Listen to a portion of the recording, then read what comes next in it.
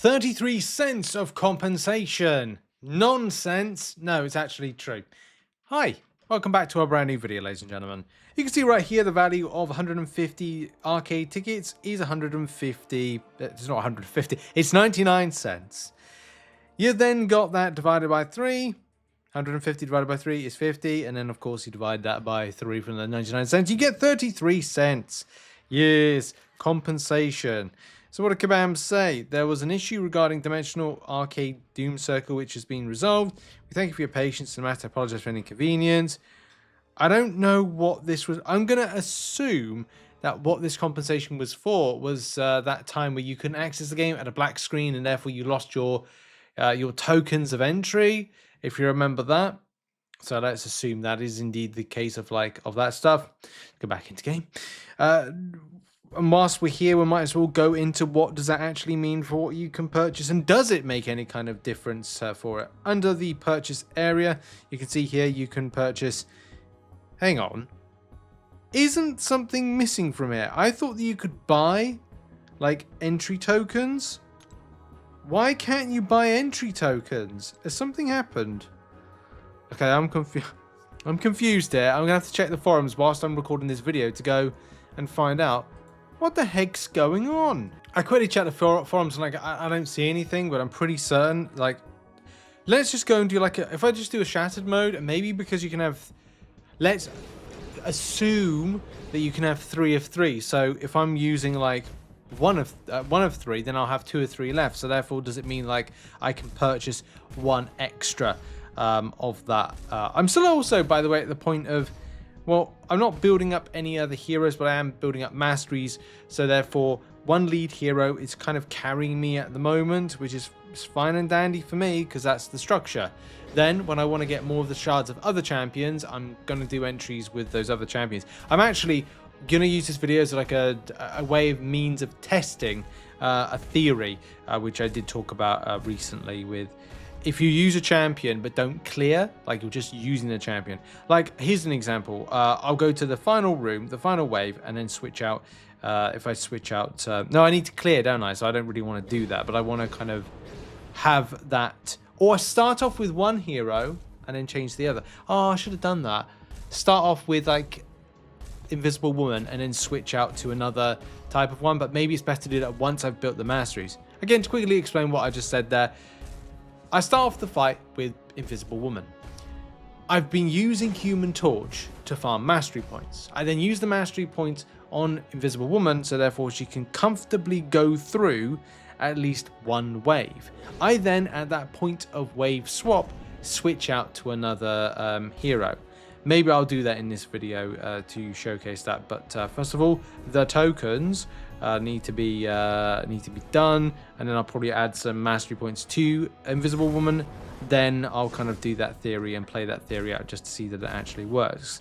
Halfway through, so obviously I'm choosing some stuff, but I need to kind of maybe cut the video in a moment to that particular segment. But hey, vitality. Also, there are other, you don't have to use Human Torch as your lead hero. I just do it because I decided to build 1 strong champion and then use it as a kind of yeah, just kind of covers me through. It kind of takes me through all this stuff. Oh, do a nice flay and I do some extended damage on it. Thank you for joining me for the final wave before we get into testing out that theory. I am a little bit annoyed that my special attack didn't rotate round as well as I wanted to, but it's fine because I'm just melting them. So it's always good to have this lead hero to kind of farm through shatter mode and make it as easy as possible. But I did want to check out this. Back to the show store. Yes, there we go. That's how you get it to work. Because you can only hold, it is 5 times you can go back in by the tokens, but you've got to go and have no tokens or like 1 token or whatever to be able to buy tokens to get you through. Now, I'm not buying the mastery points because I'm going to farm them for free.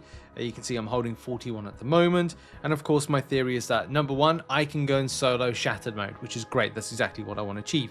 The theory I want to put in place is I want to make one of my other champions stronger, or of course, like even greater in strength.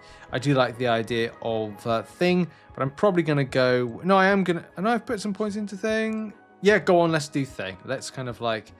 Let's increase the strength of Thing so he can do a little bit more damage and increase his armor, and also special attacks do stun, and we can continue on. We can give him actual attacks.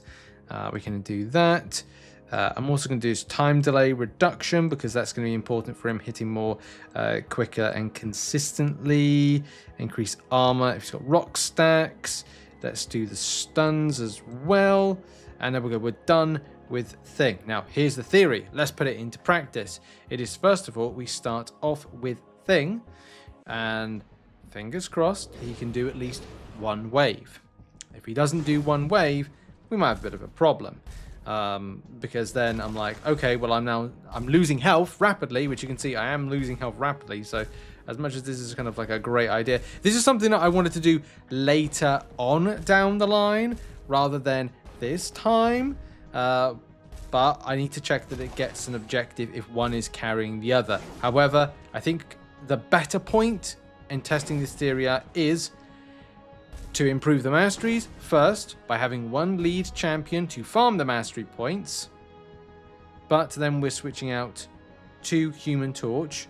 Now I've got to hope, if we click there, so you saw that, I click there, I click that, click flare. Now it should be Human Torch starting off this next fight, which it is, and by the end of it, what we want to see is that objective ping up for Thing to kind of denote that we've done well, we've done good. Now I am on wave 2 and I've already down to 1,772 health. That's not great, but if I get a few vitalities, then I'll be okay.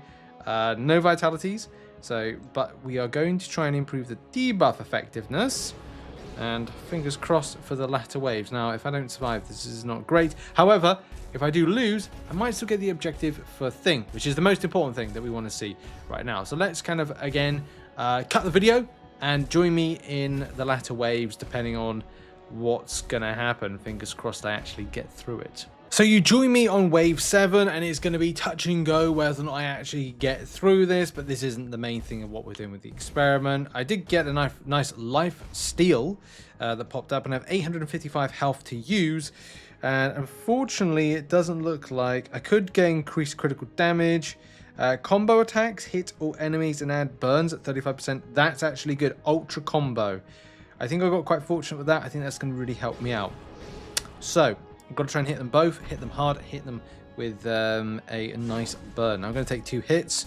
Very meaty hits. That's really helpful. Start some burning. It's going to be... Yes!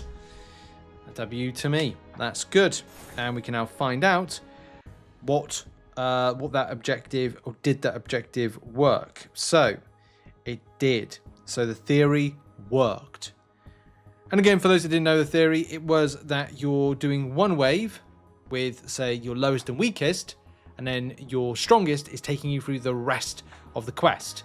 Now, I don't personally want to do that. I do think there's a bit more merit to farming as much as possible in shatter mode for mastery points, then taking said mastery points to make other heroes more stronger. However, that just means that you're not playing around with quite so much lost health. You know, I don't want to go into some of the latter modes or latter waves with Human Torch as my lead hero having 1,700 hit pool. That's not good. I need him to have as much as possible. You never know what's going to happen. As much as I did do that very nicely, and I did kind of like carry through method, it wasn't exactly ideal for what I want to see. Anyway, that has been a video highlighting some points about Doom Cycle, the compensation, where those tokens are, and also the theory of using 1 hero to carry through the rest of the team, getting you those objectives. I hope this video helped out, and I'll see you all in the next one, whatever I'm covering, which will probably be something to do with the new, like, events, objectives. Anyway, bye!